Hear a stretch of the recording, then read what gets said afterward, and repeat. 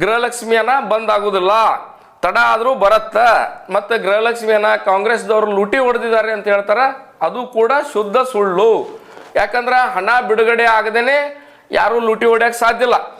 ನಿಮ್ಮ ಹಣ ಗೃಹಲಕ್ಷ್ಮಿ ಹಣ ಬಿಡುಗಡೆ ಆದರೆ ನೇರವಾಗಿ DBT ಮುಖಾಂತರ ನಿಮ್ಮ ಖಾತೆಗೆ ಬಂದು ಸೇರುತ್ತೆ. ವೀಕ್ಷಕ ಪ್ರಭುಗಳಿಗೆ ನಮಸ್ಕಾರ. ನಾವಿತ್ತು ಬಾಗಲಕೋಟೆ ಜಿಲ್ಲೆಯ ಅನಿಲ್ ಕುಮಾರ್ ದಡ್ಡಿ ಅವರ ಜೊತೆ ಇದ್ದೇವೆ.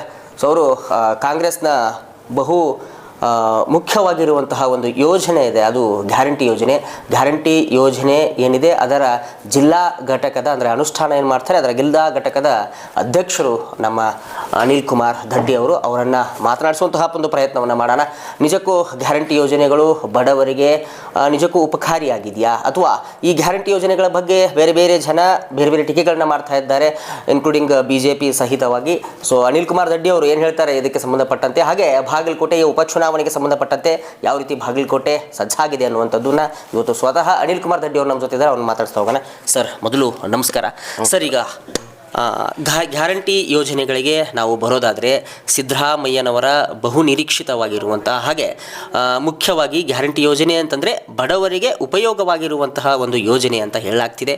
ಸರ್, ಏನು ಹೇಳ್ತೀರಿ ಸರ್, ಬಾಗಲಕೋಟೆಗೆ ಸಂಬಂಧಪಟ್ಟಂತೆ ಯಾವ ರೀತಿ ಈ ಯೋಜನೆ ಸಕಾರಾತ್ಮಕವಾಗಿ ಕೆಲಸ ಮಾಡಿದೆ ಅನ್ನುವಂಥದ್ದು ಸರ್?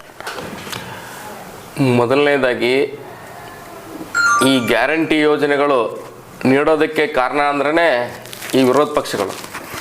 ಯಾಕಂದರೆ ಕೇಂದ್ರದಲ್ಲಿರುವಂಥ ಮೋದಿಯವರು ಎಲ್ಲ ಜನರಿಗೆ ಅಚ್ಚೇ ದಿನ ಕೊಡ್ತೀನಿ ಅಂತೇಳಿ ಹೇಳಿದ್ದು ತಮಗೆಲ್ಲ ತಿಳಿದ ವಿಷಯ. ಹಾಗೆ ರೈತರ ಆದಾಯವನ್ನು ದುಪ್ಪಟ್ಟು ಮಾಡ್ತೀನಿ ಅಂತ ಹೇಳಿದ್ದು ಕೂಡ ತಮಗೆಲ್ಲ ತಿಳಿದ ವಿಷಯ. ಹಾಗೂ ಸ್ವಿಸ್ ಬ್ಯಾಂಕ್ನಲ್ಲಿರುವಂಥ ಹಣವನ್ನು ತಂದು ತಮ್ಮೆಲ್ಲರ ಅಕೌಂಟಿಗೂ ಕೂಡ 15 ಲಕ್ಷ ಹಾಕ್ತೀನಿ ಅಂತ ಹೇಳಿದ್ದು ಅಷ್ಟೇ ಸತ್ಯ ಐತಿ. ಆದ್ರೆ ಈ BJP ಅವರು, ಈ ಮೋದಿಯವರು ಏನು ಆಶ್ವಾಸನೆಗಳನ್ನು ಕೊಡ್ತಾ ಬಂದಿದ್ದರು ತಮಗೆಲ್ಲ ಜನತೆಗೆ, ಅವುಗಳೆಲ್ಲ ಈಡೇರಿದವೋ ಇಲ್ಲೋ ಅನ್ನೋದನ್ನು ನೀವೇ ಉತ್ತರ ಕೊಡಬೇಕದು, ಜನಗಳೇ ಉತ್ತರ ಕೊಡಬೇಕಾಗಿತ್ತು. ಆದರೆ ಇನ್ನೂವರೆಗೂ ನೀವು ಯಾವುದೇ ಉತ್ತರ ತಮ್ಮಿಂದ ಬರ್ತಾ ಇಲ್ಲ. ಆದರೆ ನಮ್ಮ ಪಕ್ಷ ಮಾತ್ರ, ನಮ್ಮ ಪಕ್ಷದ ತತ್ವ ಸಿದ್ಧಾಂತ ಏನಪ್ಪ ಅಂದ್ರೆ, ಇವತ್ತು ಬಡ ಜನರನ್ನು, ದೀನ ದಲಿತರನ್ನು, ದುರ್ಬಲರನ್ನು ಒಂದು ಮೇಲ್ಮಟ್ಟಕ್ಕೆ ತರೋದು ನಮ್ಮ ಪಕ್ಷದ ಒಂದು ತತ್ವ. ಅದರ ಒಂದು ವಿಚಾರವಾಗಿ ನಮ್ಮ ನಾಯಕರಾದ ಸಿದ್ದರಾಮಯ್ಯನವರು, DK ಶಿವಕುಮಾರ್ರವರು ಹಾಗೂ ನಮ್ಮ ಇನ್ನಿತರ ಎಲ್ಲ ಕಾಂಗ್ರೆಸ್ ಪಕ್ಷದ ಹಿರಿಯ ನಾಯಕರುಗಳೆಲ್ಲ ಸೇರಿ ಇವತ್ತು ಈ ಗ್ಯಾರಂಟಿಗಳ ಮೂಲಕ ನಮ್ಮ ರಾಜ್ಯವನ್ನು, ನಮ್ಮ ರಾಜ್ಯದ ಜನರನ್ನು, ನಮ್ಮ ರಾಜ್ಯದ ಮಹಿಳೆಯರನ್ನು ಇವತ್ತು ಸಬಲೀಕರಣಗೊಳಿಸೋದಕ್ಕಾಗಿ ಈ ಒಂದು ಗ್ಯಾರಂಟಿ ಯೋಜನೆಯನ್ನು ನಾವು ಜಾರಿಗೆ ತಂದಿದ್ದೇವೆ. ಈ ಗ್ಯಾರಂಟಿ ಯೋಜನೆಯನ್ನು ಅನುಷ್ಠಾನ ಮಾಡುವುದಕ್ಕೋಸ್ಕರ ರಾಜ್ಯ ಮಟ್ಟದಲ್ಲೂ ಹಾಗೂ ಜಿಲ್ಲಾ ಮಟ್ಟದಲ್ಲೂ ತಾಲೂಕು ಮಟ್ಟದಲ್ಲೂ ಕೂಡ ಸಮಿತಿಗಳನ್ನ ರಚಿಸಿ ನನ್ನನ್ನು ಜಿಲ್ಲಾಧ್ಯಕ್ಷನಾಗಿ ಮಾಡಿ ಇವತ್ತು ಬಾಗಲಕೋಟೆ ಜಿಲ್ಲೆಯಲ್ಲಿ ಈ 5 ಗ್ಯಾರಂಟಿ ಯೋಜನೆಗಳನ್ನು ಅನುಷ್ಠಾನ ಮಾಡುವ ಕೆಲಸವನ್ನು ನನ್ನ ಹೆಗಲಿಗೆ ಹಾಕಿದ್ದಾರೆ. ಆದರೆ ಇವತ್ತು ಈ ಗ್ಯಾರಂಟಿಗಳ ಬಗ್ಗೆ ಹೇಳಬೇಕಂತಂದ್ರೆ, ಇವತ್ತು ಶಕ್ತಿ ಯೋಜನೆಯ ಮುಖಾಂತರ ನಮ್ಮ ರಾಜ್ಯದಲ್ಲಿ 600 ಬಾರಿ ಮಹಿಳಾ ಪ್ರಯಾಣಿಕರು ಪ್ರಯಾಣ ಮಾಡಿ ಪ್ರಪಂಚದಲ್ಲಿಯೇ ಒಂದು ದಾಖಲೆಯನ್ನು ಈ ಶಕ್ತಿ ಯೋಜನೆ ನಿರ್ಮಾಣ ಮಾಡಿದೆ. ಅದೇ ರೀತಿ ಇವತ್ತು ಹಸಿದವರಿಗೆ ಅನ್ನಭಾಗ್ಯ ಅಂತ ಒಂದು ಅನ್ನಭಾಗ್ಯ ಯೋಜನೆಯಲ್ಲಿ ನಾವು ಪ್ರತಿಯೊಬ್ಬರಿಗೆ 10 kg ಅಕ್ಕಿಯನ್ನು ಕೊಡ್ತಾ ಇದ್ದೇವೆ. ಹಾಗೆ ನಿರುದ್ಯೋಗ, ಇವತ್ತು ಪದವೀಧರರಾಗಿ ನಿರುದ್ಯೋಗಿಯಾಗಿರುವ ಯುವಕರುಗಳಿಗೆ ಅವರ ಒಂದು ಸಹಾಯಕ್ಕೆಂದು ಪ್ರತಿ ತಿಂಗಳು 3,000 ರೂಪಾಯಿಗಳನ್ನು ಪ್ರತಿಯೊಬ್ಬ ಪದವೀಧರ ಯುವಕರಿಗೆ 2 ವರ್ಷಗಳ ಕಾಲ ನಾವು ಕೊಡ್ತಾ ಇದ್ದೇವೆ. ಹಾಗೂ ಪ್ರತಿ ಮನೆಗೂ ಸಹಿತ ಸುಮಾರು 200 ಯೂನಿಟ್ಗಳವರೆಗೆ ವಿದ್ಯುತ್ತನ್ನು ನಾವು ಉಚಿತವಾಗಿ ನೀಡಿ ಗೃಹಜ್ಯೋತಿ ಎಂಬ ಯೋಜನೆಯಲ್ಲಿ ಉಚಿತವಾಗಿ ನೀಡ್ತಾ ಇದ್ದೇವೆ. ಬಾಗಲಕೋಟೆಯ ಉಪಚುನಾವಣೆಯ ಬಗ್ಗೆ ಮಾತನಾಡೋದಾದರೆ, HY ಮೇಟಿ ಅವರ ನಿಧನದ ನಂತರ ಬಾಗಲಕೋಟೆ ಜಿಲ್ಲೆ ಮತ್ತೆ ಚುನಾವಣೆಯನ್ನು ಎದುರಿಸಬೇಕಾಗಿರುವಂತಹ ಒಂದು ಸನ್ನಿಹಿತಕ್ಕೆ ಬಂದಿದೆ ಸರ್. ಈಗ ನೋಡಿ, ನಮ್ಮ ಎಲ್ಲರ ನೆಚ್ಚಿನ ನಾಯಕರಾದಂಥ ಸನ್ಮಾನ್ಯ ಶ್ರೀ HY ಮೇಟಿ ಸಾಹೇಬರು ನಿಧನರಾಗಿದ್ದು ನಮಗೆಲ್ಲ ಬಹಳ ಒಂದು ತುಂಬಲಾರದ ನಷ್ಟ ಅಂತೇಳಿ ನಾನು ಹೇಳಿ ಬಯಸ್ತೇನೆ. ಇವತ್ತು ಅವ್ರು ಇರಲಾರ್ದೇ ನಾವು ಈ ಚುನಾವಣೆಗೆ ಹೋಗಬೇಕಾಗಿ ಬಂದಿರೋದು ನಮ್ಮ ಒಂದು ದುರಾದೃಷ್ಟನಂತ ನಾನು ಹೇಳಿ ಬಯಸ್ತೀನಿ. ಆದರೂ ಕೂಡ ಅವರ ಆಶೀರ್ವಾದ, ಅವರ ಬೆಂಬಲದೊಂದಿಗೆ ಅವ್ರ ಕುಟುಂಬದಲ್ಲಿಯೇ ನಾವು ಟಿಕೆಟನ್ನು ಕೊಟ್ಟು, ಅಂದರೆ ಚುನಾವಣೆಗೆ ಈ ಬಾರಿ ಒಂದು ಟಿಕೆಟನ್ನು ಕೊಟ್ಟು ಅವರನ್ನು ಗೆಲ್ಲಿಸಿಕೊಂಡು ಬರುವಲ್ಲಿ ನಾವು ಪ್ರಯತ್ನ ಮಾಡ್ತೀವಿ, ಗೆಲ್ಸಿನೂ ತರ್ತೀವಿ. ಬರೀ ಪ್ರಯತ್ನ ಯಾಕೆ, 100ಕ್ಕೆ 100ರಷ್ಟು ಅವರನ್ನು ನಾವು ಗೆಲ್ಸೋದ್ರಲ್ಲಿ ಅನುಮಾನ ಇಲ್ಲ. ಯಾಕಂದ್ರೆ ಮೇಟಿ ಸಾಹೇಬರ ಆಶೀರ್ವಾದ ನಮ್ಮೆಲ್ಲ ಕಾಂಗ್ರೆಸ್ ಪಕ್ಷದ ಕಾರ್ಯಕರ್ತರ ಮೇಲಿದೆ, ಹಾಗೂ ಅವರ ಕುಟುಂಬದ ಮೇಲಿದೆ. ಇದರಿಂದ ಗೆಲ್ಲೋದ್ರಲ್ಲಿ ಯಾವುದೇ ಸಂದೇಹ ಇಲ್ಲ. ನಾವು 100ಕ್ಕೆ 100ರಷ್ಟು ಬಾಗಲಕೋಟೆ ಮತಕ್ಷೇತ್ರವನ್ನು ಮರಳಿ ನಮ್ಮ ಕಾಂಗ್ರೆಸ್ ತೆಕ್ಕೆಗೆ ತಗೊಂಡು ಬರ್ತೀವಿ. Okay sir, okay. ಮತ್ತು ಈಗಾಗಲೇ ಅದಕ್ಕಾಗಿ ನಮ್ಮ ಒಂದು ತಯಾರಿಗಳು ಕೂಡ ನಡೆದಿವೆ. ನಮ್ಮ ನಾಯಕರು ಕೂಡ ಬಂದು ಬಾಗಲಕೋಟೆಯಲ್ಲಿ ಸಭೆಯನ್ನು ಮಾಡಿ, ಕಾರ್ಯಕರ್ತರ ಸಭೆಯನ್ನು ಮಾಡಿ ಇಲ್ಲಿಯ ಪರಿಸ್ಥಿತಿ ಮತ್ತು ಮತ್ತೊಂದನ್ನು ಅವಲೋಕನ ಮಾಡಿದ್ದಾರೆ. ಅದಕ್ಕೆ ಏನೇನು ಪರಿಹಾರಗಳನ್ನು ಮಾಡಬೇಕು ಏನಂತ ಅನ್ನೋದನ್ನು ಕೂಡ ಅವರು ಚಿಂತಿಸ್ತಾ ಇದ್ದಾರೆ. ಅದಕ್ಕೆ ಸರಿಯಾದ ಒಂದು ಸಮಯದಲ್ಲಿ ಒಂದು ಸರಿಯಾದ ಅಭ್ಯರ್ಥಿಯನ್ನು ಘೋಷಣೆ ಮಾಡಿ ನಾವು ಚುನಾವಣೆಯನ್ನು ಎದುರಿಸ್ತೇವೆ. ಮತ್ತು ಈ ಬಾಗಲಕೋಟೆಯ ಒಂದು ಶಾಸಕ ಸ್ಥಾನವನ್ನು ನಮ್ಮ ಕಾಂಗ್ರೆಸ್ ಪಕ್ಷದ ಅಭ್ಯರ್ಥಿ ಅಥವಾ ನಮ್ಮ ಮೇಟಿ ಕುಟುಂಬದ ವ್ಯಕ್ತಿ ಆಕ್ಕಾರ ಅಂತೇಳಿ ನಾನು ಹೇಳಕ್ಕೆ ಬಯಸ್ತೇನೆ. ಸರ್, ಇನ್ನೊಂದು ಏನು ಅಂತಂತಂದರೆ, ಕಾಂಗ್ರೆಸ್ನಲ್ಲಿ ಅಂದರೆ ಈ ಬಾಗಲಕೋಟೆ ಜಿಲ್ಲಾ ಕಾಂಗ್ರೆಸ್ನಲ್ಲಿ ಮೇಟಿ ಕುಟುಂಬಕ್ಕೆ ಬಿಟ್ಟು ಬೇರೆ ಅವರಿಗೆ ಕೊಡುವಂತಹ ಚಿಂತನೆ ಏನಾದರೂ ನಡೆದಿದೆಯಾ ಹೇಗೆ ಅಂತ? ಅಂಥದ್ದೊಂದು ಆಲೋಚನೆ ಇಲ್ಲ ಅನ್ನೋಂಥದ್ದು ಸದ್ಯಕ್ಕಂತರೂ ನನಗೆ ತಿಳಿದಿರುವ ಮಟ್ಟಿಗೆ ಆ ರೀತಿ ಯಾವುದೇ ಆಲೋಚನೆ ಇಲ್ಲ. ಯಾಕಂದ್ರೆ ನಮ್ಮ ಎಲ್ಲಾ ರಾಜ್ಯದಲ್ಲಿ ಯಾವುದೇ ಕಡೆ ನೀವು ಹೋದ್ರೂ ಸಹಿತ ಅನುಕಂಪ ಇರೋದ್ರ ಸಲುವಾಗಿ ಆ ಕುಟುಂಬದವರೆಗೆ ಟಿಕೆಟ್ ಕೊಡುವ ಪರಿಪಾಠ ಮೊದಲಿನಿಂತರೂ ಐತಿ. ಇದೇನು ನಾವು ಹೊಸ ಪರಿಪಾಠ ಏನಿಲ್ಲ. ಅಂತ ಪರಿಸ್ಥಿತಿ ಅಂಕರ್ ಏನು ಉದ್ಭವ ಆಗಿಲ್ಲ. ಯಾಕಂದ್ರೆ ಮೇಟಿ ಸಾಹೇಬರಿಗೆ 2 ಗಂಡು ಮಕ್ಕಳಿದಾರ, 2 ವಯಸ್ಸಿಗೆ ಬಂದವರಿದ್ದಾರೆ, 2 ಅದಾರ. 2ರೊಳಗೆ ಯಾರಿಗಾರ ಒಬ್ಬರಿಗೆ ನಮ್ಮ ನಾಯಕರು ಟಿಕೆಟ್ ಕೊಡ್ತಾರ, ಅವ್ರನ್ನ ನಾವು ಆರಿಸಿ ತಗೊಂಡು. ಈ ಮುಖ್ಯವಾದದ್ದು ಯೋಜನೆ ಇದು ಗೃಹಲಕ್ಷ್ಮಿ. ಈ ಗೃಹಲಕ್ಷ್ಮಿ ಯೋಜನೆಯನ್ನ ಮಹಿಳೆಯರ ಒಂದು ಸಬಲೀಕರಣಕ್ಕಾಗಿ ಇವತ್ತು ಗೃಹಲಕ್ಷ್ಮಿ ಯೋಜನೆಯನ್ನ ಜಾರಿಗೆ ತಂದಿದ್ದೇವೆ. ಯಾಕಂದ್ರೆ ಈ 5 ಯೋಜನೆಗಳಲ್ಲಿ ಜಾಸ್ತಿ ಹಣ ಬೇಕಾಗಿದ್ದಂದ್ರೆ ಈ ಗೃಹಲಕ್ಷ್ಮಿಗೆನೆ. ಯಾಕಂದ್ರೆ ಪ್ರತಿಯೊಬ್ಬ ಆ ಕುಟುಂಬದ ಯಜಮಾನಿಗೆ ಪ್ರತಿ ತಿಂಗಳು 2,000 ರೂಪಾಯಿಗಳನ್ನು ನಾವು ಕೊಡ್ತಾ ಬಂದಿದ್ದೇವೆ. ವಿರೋಧ ಪಕ್ಷಗಳವರು ನಮ್ಮ ಸರ್ಕಾರ ಆಡಳಿತಕ್ಕೆ ಬಂದ ಮೇಲೆ ನಾವು ಚುನಾವಣೆಗಿಂತ ಮುಂಚೆನೇ ಈ 5 ಗ್ಯಾರಂಟಿಗಳಿಗೆ ನಾವು ಕೊಡ್ತೀವಿ ಅಂತೇಳಿ ಹೇಳಿದ್ವಿ. ನುಡಿದಂತೆ ನಡೆದು ಚುನಾವಣೆಯಾದ ನಂತರ ನಮ್ಮ ಸರ್ಕಾರ ಅಧಿಕಾರಕ್ಕೆ ಬಂದ ಮೇಲೆ ಮೊದಲನೇ ವರ್ಷದಲ್ಲೇ ಈ 5 ಗ್ಯಾರಂಟಿಗಳನ್ನು ನಾವು ಜಾರಿ ಮಾಡಿದ್ದೇವೆ. ಆದರೆ ವಿರೋಧ ಪಕ್ಷದವರು ಅವಾಗ ನಾವು ಜಾರಿ ಮಾಡಿದಾಗ ಏನು ಹೇಳಿದ್ರು, ಇಲ್ಲ ಒಂದು ಸ್ವಲ್ಪ ದಿನ ಕೊಡ್ತಾರ, ಆಮೇಲೆ ಬಂದ್ ಮಾಡ್ತಾರ, ಇವ್ರ ಕೈಲಿ ಆಗೋದಿಲ್ಲ ಕೊಡಾಕ, ಸುಮ್ಮನೆ ನಾಟಕ ಮಾಡ್ತಾರ ಅಂತ ಹೇಳಿದ್ರು. ಆದ್ರೆ ಇವತ್ತು 2.5 ವರ್ಷ ಆಯ್ತು ನಮ್ಮ ಸರ್ಕಾರ ಅಧಿಕಾರಕ್ಕೆ ಬಂದು. 2.5 ವರ್ಷಗಳ ಕಾಲನೂ ಕೂಡ ನಾವು ಎಲ್ಲ ಭಾಗ್ಯಗಳನ್ನು ಕೂಡ ನಿರಂತರವಾಗಿ ನಾವು ಕೊಡ್ತಾ ಬಂದಿದ್ದೇವೆ. ಇದಕ್ಕೆ ನಾವು ಈಗೇನು ಕೊಡ್ತಾ ಬಂದಿದ್ದೀವಲ್ಲ ಅದೇ ಸಾಕ್ಷಿ ಅಂತೇಳಿ ನೀವು ಜನ ತಿಳ್ಕೊಬೇಕು. ಯಾಕಂದ್ರೆ ವಿರೋಧ ಪಕ್ಷದವರು ಪ್ರತಿ ಸಾರಿನೂ ಬರೀ ಸುಳ್ಳು ಹೇಳೋದು, ಸುಳ್ಳು ಆಪಾದನೆ ಮಾಡೋದು ಬಿಟ್ಟರೆ ಅವ್ರಿಗೆ ಬೇರೆ ಕೆಲಸ ಇಲ್ಲ. ಇವಾಗ ಪ್ರತಿ ಸರಿನೂ 1 ತಿಂಗಳು ಲೇಟ್ ಆದರೆ ಗೃಹಲಕ್ಷ್ಮಿ ಎಲ್ಲರಲ್ಲಿನೂ ಒಂದೇನು ಹೇಳೋದು, ಬರಂಗಿಲ್ಲ, ಅದು ಗೃಹಲಕ್ಷ್ಮಿ ಬಂದಾಯ್ತು ಅಂತ ಹೇಳೋದು.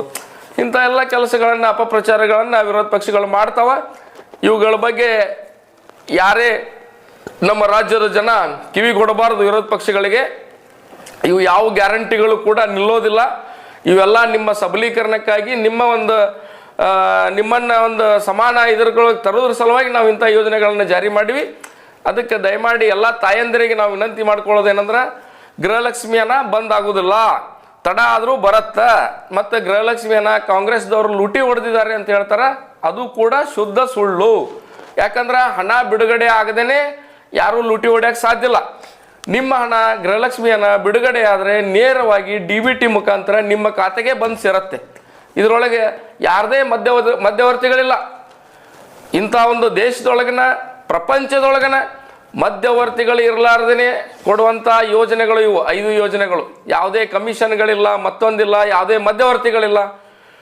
ಎಲ್ಲ ಜಾತಿ ಜನಾಂಗದವ್ರಿಗೂ ಕೂಡ, ಎಲ್ಲ ಧರ್ಮದವರಿಗೂ ಕೂಡ, ಎಲ್ಲ ಪಕ್ಷದವರಿಗೂ ಕೂಡ ನಾವು ಈ ಪಂಚ ಗ್ಯಾರಂಟಿಗಳನ್ನು ಕೊಡ್ತಾ ಇದ್ದೀವಿ. ಇವತ್ತು ಎಲ್ಲ ಅವರು ಯಾವುದೇ ಪಕ್ಷ ಇರಲಿ, BJP ಇರಲಿ, ಕಾಂಗ್ರೆಸ್ ಇರಲಿ, JDS ಇರಲಿ, ಎಲ್ಲ ಪಕ್ಷದವರು ಕೂಡ ಈ ನಮ್ಮ ಗ್ಯಾರಂಟಿಗಳ ಫಲಾನುಭವಿಗಳಿದ್ದಾರೆ. ಅದಕ್ಕೆ ಅಪಪ್ರಚಾರಕ್ಕೆ ಯಾರೂ ಕಿವಿ ಕೊಡಬಾರ್ದು. ಯಾಕಂದ್ರೆ ನಾವು ಈಗಾಗಲೇ ಸುಮಾರು 1,12,000 ಕೋಟಿ ರೂಪಾಯಿಗಳನ್ನ ರಾಜ್ಯದಲ್ಲಿ ಈ ಗ್ಯಾರಂಟಿಗಳಿಗಾಗಿ ಖರ್ಚು ಮಾಡಿದ್ದೇವೆ. ನಿಮಗೆಲ್ಲರಿಗೂ ಈ ಸೌಲಭ್ಯಗಳು ಸಿಗಲಿ ಅಂತೇಳಿನೇ ನಮ್ಮ ಅನುಷ್ಠಾನ ಸಮಿತಿಗಳನ್ನು ಮಾಡಿದ್ದಾರೆ. ರಾಜ್ಯ ಸಮಿತಿ, ಜಿಲ್ಲಾ ಸಮಿತಿ, ತಾಲೂಕು ಸಮಿತಿಗಳನ್ನ ಮಾಡಿದ ಉದ್ದೇಶ ನಿಮಗೆ ಈ ಸೌಲಭ್ಯಗಳು ಸಿಗ್ತಾವೋ ಇಲ್ಲೋ, ಸಿಗಲಿಲ್ಲ ಅಂದ್ರೆ ಅವ್ನು ಸಿಗುವಂಗೆ ಮಾಡೋದೇ ನಮ್ಮ ಕೆಲಸ, ಅನುಷ್ಠಾನ ಸಮಿತಿ ಕೆಲಸ. ಅದಕ್ಕೆ ದಯಮಾಡಿ ಎಲ್ಲ ತಾಯಂದರು ಯಾರು ಗಾಬರಿ ಆಗುವ ಕಾರಣ ಇಲ್ಲ. ನಿಮ್ಮ ದುಡ್ಡು ನಿಮ್ಮ ನೇರವಾಗಿ ನಿಮ್ಮ ಅಕೌಂಟಿಗೆ ಬರ್ತೈತಿ. ನಿಮ್ಮ ದುಡ್ಡು ಯಾರು ತಿನ್ನಾಕತ್ತಿಲ್ಲ, ಯಾರು ತಿಂದಿಲ್ಲ. ಸರ್, ಇನ್ನು ಈ ಯೋಜನೆಯ ದುಡ್ಡು ಏನಿದೆ 2,000 ರೂಪಾಯಿ, ಯಾವುದೇ ಒಬ್ಬ ಮಹಿಳೆಗೆ ಬರದೇ ಇದ್ದರೆ ಹೇಗೆ ಸಂಪರ್ಕ ಮಾಡೋದು? ನಿಮಗೆ ಇದಕ್ಕಾಗಿ ಒಂದು ಉಚಿತವಾದ ಒಂದು ನಂಬರ್ನು ಇದೆ, ಕಾಲ್. ಅದಕ್ಕೆ ನೀವು ಕಾಲ್ ಮಾಡಿ ನೀವು ಅದನ್ನ ಮಾಹಿತಿ ತಗೋಬಹುದು. ಇಲ್ಲ ನಮ್ಮನ್ನ ಸಂಪರ್ಕ ಮಾಡ್ಬೋದು, ತಾಲೂಕಾ ಸಮಿತಿ ಸಂಪರ್ಕ ಮಾಡ್ಬೋದು, ಜಿಲ್ಲಾ ಸಮಿತಿ ಸಂಪರ್ಕ ಮಾಡ್ಬೋದು, ಇಲ್ಲ ನಮ್ಮ ಸಂಬಂಧಪಟ್ಟ CDPOಗಳು ಮತ್ತು ನಮ್ಮ ಮಹಿಳಾ ಮತ್ತು ಮಕ್ಕಳ ಕಲ್ಯಾಣದ ನಿರ್ದೇಶಕರನ್ನ ಕೂಡ ನೀವು ಜಿಲ್ಲಾ ಮಟ್ಟದೊಳಗೆ ಸಂಪರ್ಕ ಮಾಡ್ಬೋದು. ಇವು ಎಲ್ಲ ಯಾವುದೇ ಯೋಜನೆಗಳಿದ್ರು ಸಹಿತ ಎಲ್ಲ ಆನ್ಲೈನ್ನಲ್ಲೇ ನಡೀತಾವ. ಇದ್ರೊಳಗೆ ಯಾರ್ದು ನೇರವಾಗಿ ಕೈವಾಡಿಲ್ಲ. ಈಗ ನಿಮ್ ಗೃಹಲಕ್ಷ್ಮಿ ಅನ್ನ ಕೊಡ್ಬೇಕಂದ್ರೆ ನನ್ನ ಕೈಗೆ ಬಂದು ನಾನು ನಿಮಗೆ 2,000 ರೂಪಾಯಿ ಕೊಡಲ್ಲ. ನೇರವಾಗಿ ಆನ್ಲೈನ್ ಮುಖಾಂತರ ಬ್ಯಾಂಕ್ ಖಾತೆ ಮುಖಾಂತರ ತಮ್ಮ ಖಾತೆಗೆ ಬಂದು ಜಮಾ ಆಗತ್ತೆ. ಅದು ಬಂದಾದ್ರೂ ಸಹಿತ ಅದಕ್ಕೆ ಏನು ಕಾರಣ ಅನ್ನೋದು ಆನ್ಲೈನ್ದೊಳಗನೆ ಇರುತ್ತೆ. ನೀವು ಮತ್ತೆ ಅರ್ಜಿ ಹಾಕ್ಬೇಕಂದ್ರೆ ಆನ್ಲೈನ್ದಾಗ ಹಾಕಬೇಕು, ನಿಮ್ಗೆ ಅಪ್ರೂವಲ್ ಆಗ್ಬೇಕಂದ್ರೆ ಆನ್ಲೈನ್ದಾಗ ಆಗತ್ತೆ. ನಿಮಗೆ ಬರೀ ಯಾಕೆ ಆಗಿಲ್ಲ, ಯಾಕೆ ಬಂದಿಲ್ಲ, ಯಾಕೆ ಬರ್ತೈತಿ ಅನ್ನೋದನ್ನಷ್ಟು ನಾವು ಹೇಳ್ಬೋದು. ಅದು ಆನ್ಲೈನ್ ನೋಡಿ, ಇದ್ರೊಳಗೆ ಯಾರದೇ ಕೈವಾಡಿಲ್ಲ. ನೀವು ಅದಕ್ಕೆ ಅರ್ಹ ಇದ್ರಪ್ಪ ಅಂತಂದ್ರೆ ನಿಮ್ಮ ಗೃಹಲಕ್ಷ್ಮಿ ಎಲ್ಲ ನಿಮಗೆ ಬಂದೇ ಬರ್ತದೆ. ಸರ್, ಇನ್ನೊಂದು ಏನಂತಂದ್ರೆ ಈ ವಿರೋಧ ಪಕ್ಷಗಳು ಅಥವಾ ಬೇರೆ ಬೇರೆ ಜನ ಮಾತನಾಡ್ಕೊಳ್ಳೋದು ಏನಂತಂದ್ರೆ ಗ್ಯಾರಂಟಿ ಯೋಜನೆಗಳು ತಂದಿರೋದೇ ದುಡ್ಡು ಹೊಡೆಯಕ್ಕೆ, ನಂತರ ಗ್ಯಾರಂಟಿ ಯೋಜನೆಗಳಿಂದ ಜನರನ್ನ ಆಲಸ್ಯರನ್ನಾಗಿ ಮಾಡ್ತಾ ಇದ್ದಾರೆ, ಈ ರೀತಿ ಆರೋಪಗಳು ಕೇಳಿ ಬರ್ತಾ ಇದೀವಲ್ಲ ಸರ್, ಅದಕ್ಕೆ ಏನು ಹೇಳ್ತೀರಿ ಅಂತ? ಇವತ್ತು ದೇಶದಲ್ಲಿ ನಮ್ಮ ಕರ್ನಾಟಕ ರಾಜ್ಯ ತಲಾ ಆದಾಯದಲ್ಲಿ ನಂಬರ್ 1 ಸ್ಥಾನದಲ್ಲಿದೆ. ಇದಕ್ಕೆ ಕಾರಣನೇ ಈ ಗ್ಯಾರಂಟಿ ಯೋಜನೆಗಳು. ಹೇಗಪ್ಪ ಅಂತಂದ್ರೆ ಈ ಗ್ಯಾರಂಟಿ ಯೋಜನೆಗಳು ಬಂದಿರೋದ್ರಿಂದ ತಾಯಂದಿರಿಗೆ ತಿಂಗಳಿಗೆ 2,000 ರೂಪಾಯಿ ಅಥವಾ ಒಂದು ಮನೆಗೆ ಈ ಗ್ಯಾರಂಟಿ ಯೋಜನೆಗಳಿಂದ ಸುಮಾರು 4,000 ರಿಂದ 5,000 ರೂಪಾಯಿಗಳಷ್ಟು ಇವತ್ತು ಒಂದು ಕುಟುಂಬಕ್ಕೆ ಸಿಗ್ತಾ ಇದೆ. ಇಷ್ಟು ಹಣ ಆ ಕುಟುಂಬಕ್ಕೆ ಸಿಗ್ತಾ ಇರೋದ್ರಿಂದ, ಬಡ ಕುಟುಂಬಕ್ಕೆ ಸಿಗ್ತಾ ಇರೋದ್ರಿಂದ ಅವರಲ್ಲಿ ಕೊಳ್ಳುವ ಶಕ್ತಿ ಹೆಚ್ಚಾಗಿದೆ. ಇವತ್ತು ಕೊಳ್ಳುವ ಶಕ್ತಿ ಹೆಚ್ಚಾಗಿರೋದ್ರಿಂದ ಇನ್ನು ಬಜಾರ್ದಲ್ಲಿ ಇವತ್ತು ಮಾರ್ಕೆಟ್ನಲ್ಲಿ ಎಲ್ಲ ವ್ಯಾಪಾರ ವಹಿವಾಟುಗಳು ಸಾಕಷ್ಟು ನಡೀತಾ ಇದಾವೆ. ಈಗ ಒಂದು ಉದಾಹರಣೆ ತಗೋಬೇಕಂತಂದ್ರೆ ನಾವು ಶಕ್ತಿ ಯೋಜನೆಯ ಮುಖಾಂತರ ಮಹಿಳಾ ಪ್ರಯಾಣಿಕರು ಹೆಚ್ಚು ಪ್ರಯಾಣಿಸ್ತಾ ಇದ್ದಾರೆ. ಅವ್ರು ಹೆಚ್ಚು ಪ್ರಯಾಣಿಸ್ತಿರೋದ್ರಿಂದ ಆ ದುಡ್ಡನ್ನ ಸರ್ಕಾರ KSRTCಗೆ ಭರ್ನಾ ಮಾಡ್ತಾ ಇರೋದ್ರಿಂದ ಇವತ್ತು KSRTCಗೆ ಒಂದು ಶಕ್ತಿ ಕೊಟ್ಟಂಗಾಗಿತ್ತು. ಲಾಸ್ನಲ್ಲಿ ನಡೀತಾ ಇತ್ತು KSRTC ಇಷ್ಟು ದಿನ. ನಾನು ನೋಡಿದೆ ಅಂಕಿಅಂಶಗಳನ್ನ. ಈ ನಮ್ಮ ಗ್ಯಾರಂಟಿ ಯೋಜನೆ ಬಂದ ಮೇಲೆ ಅವ್ರದ್ದೊಂದು ಸ್ಥಿತಿ ಬದಲಾವಣೆ ಆಗೈತೆ KSRTCದು. ಹೆಂಗಪ್ಪ ಅಂದ್ರೆ ಇವತ್ತು ಅವರಿಗೆ ತಿಂಗಳಿಗೆ ಸರಿಯಾಗಿ ಸಂಬಳ ಹಾಕಿದ್ದಿಲ್ಲ, ಯಾರಿಗೆ KSRTC ನೌಕರದಾರರಿಗೆ. ಆದರೆ ಇವತ್ತು ಅವ್ರಿಗೆ ತಿಂಗಳಿಗೆ ಸರಿಯಾದ ಸಮಯಕ್ಕೆ ಸಂಬಳ ಆಗ್ತಾ ಇದೆ. ಆಮೇಲೆ ಅವ್ರಿಗೆ ಅವ್ರ ಕುಟುಂಬದವರು ಕೂಡ ಜೀವನ ನಿರ್ವಹಣೆ ಮಾಡಕ್ಕೆ ಭಾಳ ಅನುಕೂಲ ಆಗೈತೆ ಇದರಿಂದ ಈ KSRTC ನೌಕರರ ಕುಟುಂಬದವ್ರು. ಈಗ ಅವ್ರಿಗೆ ಮೊದಲು ಜಾಸ್ತಿ ಪ್ಯಾಸೆಂಜರ್ಸ್ ಓಡಾಡಲಿಲ್ಲ ಅಂದ್ರೆ ಅವ್ರಿಗೇನು ಒಂದು ದಿನನಿತ್ಯ ಇದನ್ನು ಕೊಡ್ತಿದ್ರಲ್ಲ ದುಡ್ಡು, ಏನದು ಸಂಭಾವನೆ, ನಾವು ಹೆಚ್ಚಿಗೆ ಇದನ್ನ ಕೊಡ್ತೀವಲ್ಲ ಕಮಿಷನ್ ತರ, ಅದು ಸಿಗ್ತಾ ಇರಲಿಲ್ಲ ಮೊದಲಿಗೆ. ಯಾಕಂದ್ರೆ ಹೆಚ್ಚಿಗೆ ಪ್ರಯಾಣಿಕರು ಓಡಾಡ್ತಾ ಇರಲಿಲ್ಲ, ಅವ್ರಿಗೆ ಅದು ಸಿಗ್ತಿರ್ಲಿಲ್ಲ.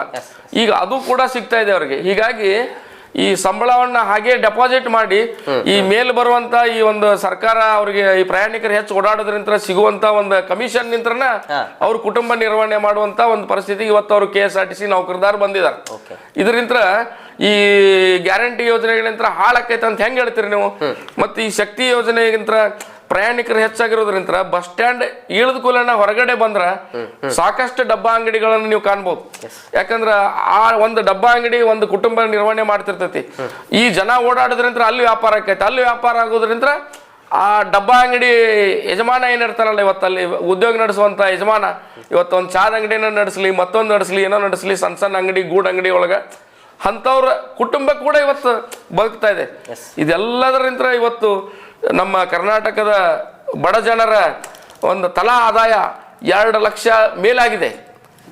ಹಾಗೆ ಅದಕ್ಕೆ ಈಗ ಒಂದು ಗ್ಯಾರಂಟಿ ಯೋಜನೆ ಬರೋದ್ರಿಂದ ನಮ್ಮ ಕರ್ನಾಟಕ ರಾಜ್ಯ ದೇಶದಲ್ಲೇ ನಂಬರ್ 1 ತಲಾಯದಲ್ಲಿ ಆಗಿದೆ ಅಂತ ಹೇಳಬಯಸ್ತೇನೆ.